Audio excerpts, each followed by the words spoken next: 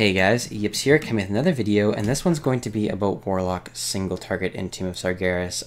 The last couple weeks I've just been busy, I've been having to deal with some real life stuff, but I'm back and hopefully I can make some decent videos for you guys in 7.2.5. Now, in terms of Warlock, the single target build that you're going to want to be running in Tomb of Sargeras is going to be Malefic Grasp, Contagion, Soul Harvest, or Phantom Singularity. Both of these talent setups work. I prefer Soul Harvest, Supremacy, and Soul Conduit. The reason you see I have this Death's Embrace here is because I'm using the Death's Embrace ring. However, I can take this off for the purpose of the video and just use another legendary like Pride as. I think this is currently the best single target setup that Warlocks have to use. I think it's very, very powerful, and I think a lot of you guys will like it. In terms of the playstyle differences from 7.2.5 to now is just the fact that you're going to be spending a lot less UAs than you used to.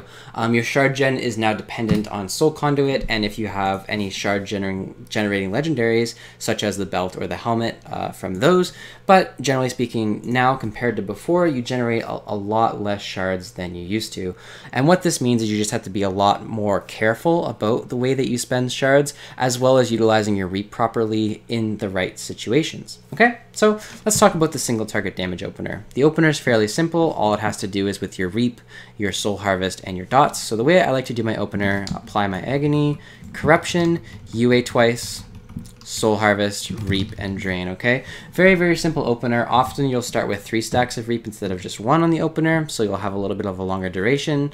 Drain until your pandemic timers are good, cast 2 more UAs, and then drain. Okay, I'm just reaping here because normally I would have that 3 stack, but right now I don't. So that's how your opener is going to look. You just want to cast 2 UAs after you press your soul harvest, and then cast 2 more after, and hopefully you're able to fit all 4 of those UAs in that one soul harvest. So that's how that goes. In terms of after that rotation, it becomes fairly simple. All you want to be doing is refreshing your pandemic timers on your dots while maintaining as much drain uptime as possible and maintaining shard count, okay? It's very, very, very important that you don't go overboard spending UAs. I'll look at a lot of Warlock's logs, I'll look at the way a lot of locks are playing, and on pure single target encounters such as Goroth or Sisters or Maiden, they'll just be spending boatloads of shards, and nowadays you really can't do that. You have to be very conservative with your shard count to make sure that you always have damage rolling. So the way that you want to play after your opener is maintain your 2 dots, cast between 1 and 2 UAs, never more, and then drain. Okay, my general rule of thumb is if I'm at or above 3 shards, I will cast 2 UAs. If I'm below 3 shards, I will cast 1. That's generally speaking how I'll go about doing my rotation. If I'm only spending 1 shard, over time the RNG will just lead me to build up more and more soul shards. I'll eventually get back up to this 3 where I can start spending 2 again.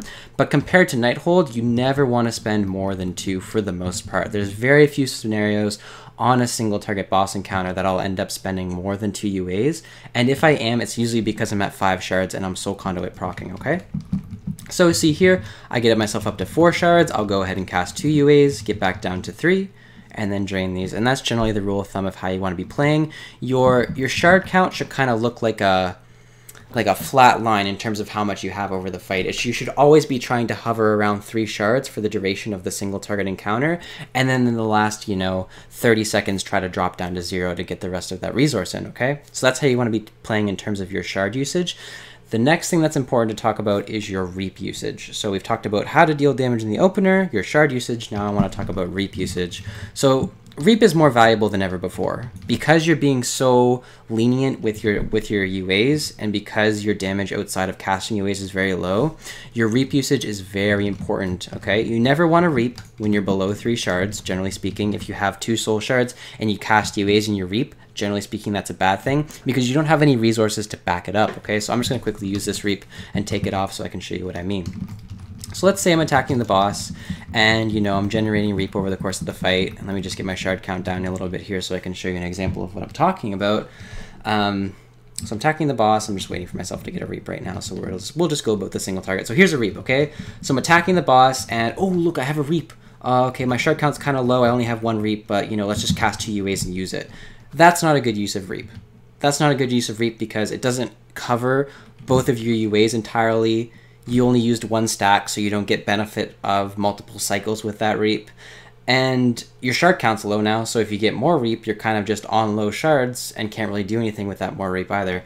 The way you want to be playing with reap is, you know, you're hovering at low shards, not a big deal. You can cast 1 UA and drain and let this build up. But while you're building up your shards again, you'll also be building up Reap.